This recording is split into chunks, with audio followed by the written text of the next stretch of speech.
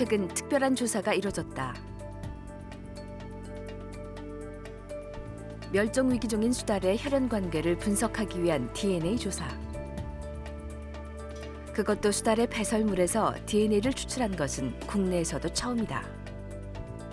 이로써 진양호 수달의 개체수와 근친도로 인한 멸종 가능성을 과학적으로 증명해냈다. 점점 사라져가고 있는 수달. DNA, 생존의 코드를 통해 부활을 꿈꾼다.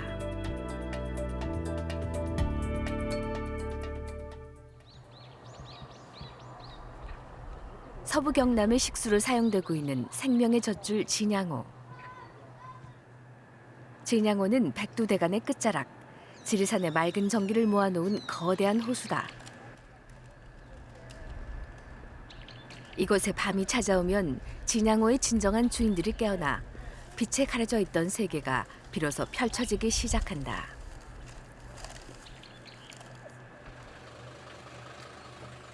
이때를 기다려 활동을 개시하는 사람들이 있다.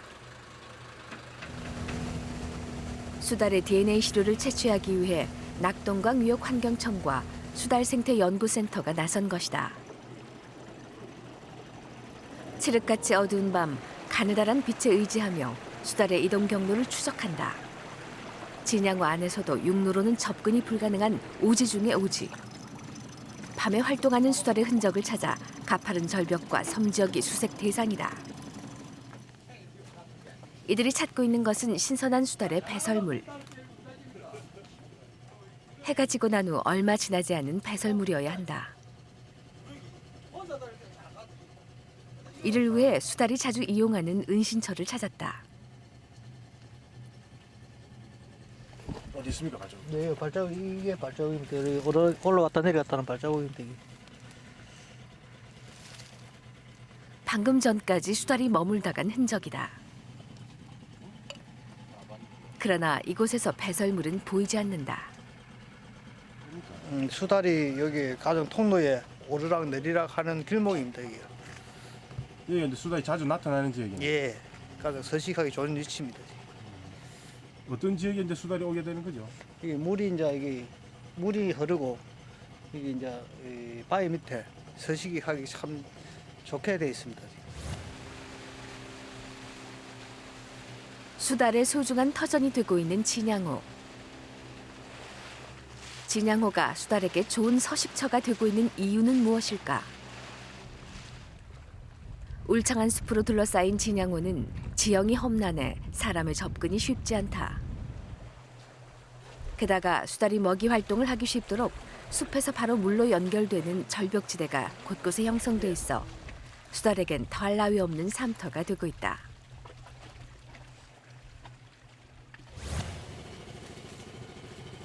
늦은 시각 수달의 배설물을 찾아 나선 사람들. 그러나 갓 배설한 분비물을 찾는 것이란 그리 쉬운 일이 아니다. 수달의 발길을 따라 험난한 지형을 쫓아다녀야 하고 배설물을 찾아냈더라도 시간이 지나버린 것이 대부분이다. 그럼에도 배설물에서 DNA를 얻으려는 이유는 무엇일까? 예, 수달은 멸종위기종으로서 보호받고 있는 종으로 수달을 포획하거나 이런 부분을 허가를 받아야 될 부분이 생기고요. 수달에게 스트레스를 주지 않기 위해서 저희들이 배설물에서 DNA를 추출하는 방법을 찾아내고 있는 부분이 되겠습니다. 한쪽에서는 수달을 보호하고 있지만 다른 한쪽에선 그렇지 못한 것이 현실이다. 오늘도 정작 찾으려는 배설물은 보이지 않고 불법 그물이 발견됐다. 물에 부위가 떠 있으면 이제 감시원들이 지나가다 보면 알 수 있잖아요. 그러니까 그걸 가지고 자기네들만 알 수 있는 보호를 해놓는 거라. 불법적으로 그물을 쳐놓은 거네요. 그렇지. 이뿐만 아니라 밤이 되길 기다려 낚싯대를 들이운 이들도 많다. 요 낚시하시면 안 되는 거 알고 왔지요? 모르고 집에 갔길래 지금 걷고 있습니까? 모르고 왔어요. 모르고 왔다 제가 안 되고. 우리 걷고 와 있습니까? 갈게래. 우리 방금 왔는데 안 하고 지금 걷고 있는 중이래. 빨리 걷어 있어. 예. 빨리 걷어 있어. 예, 걷고 있습니다. 불법 어로 행위는 수달의 먹이가 되는 물고기를 함부로 잡아들여 생태계를 혼란스럽게 한다. 빨리 안 챙기기라. 이는 수달에게 심각한 위협이 아닐 수 없다. 그래서 환경부는 2005년 진양호를 야생동물 특별보호구역으로 지정해 수달을 돌보고 있다. 수달의 안식처가 되고 있는 진양호. 배설물을 찾아 헤매다 보면 야생의 수달과 만나기도 한다.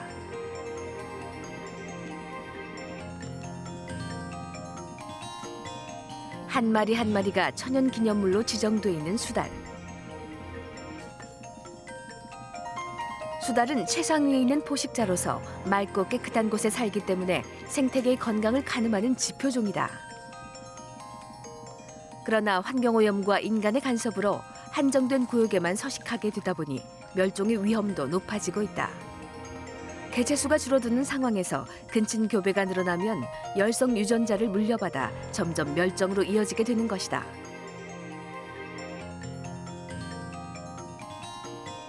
수달의 DNA를 조사해 혈연 관계를 밝혀내는 목적도 바로 여기에 있다.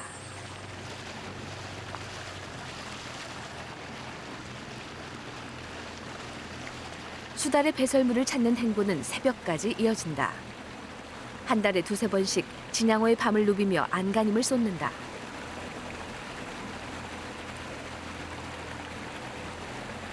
수달이 유의 활동을 하는 인공 수초 지역.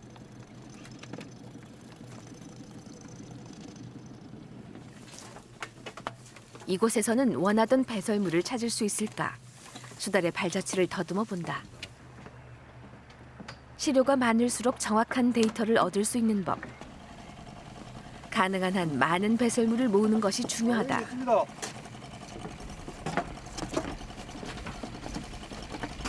어디 있습니다. 아, 예. 드디어 그토록 찾아 헤매던 신선한 배설물이 발견됐다. 옆에는 먹이 활동의 흔적도 남아있다. 그런데 왜 DNA 시료로 신선한 배설물을 사용하는 것일까? 해지고 나서부터 해 뜨기 전까지 시료를 사용할 수가 있습니다. 해가 떠버리면은 해 속에 있는 자외선이 배설물에 있는 상피세포를 파괴하는 부분이 있어서 수달 시료를 사용하지 못할 수가 있습니다. 그래서 최근에 신선한 시료를 필요한 부분입니다.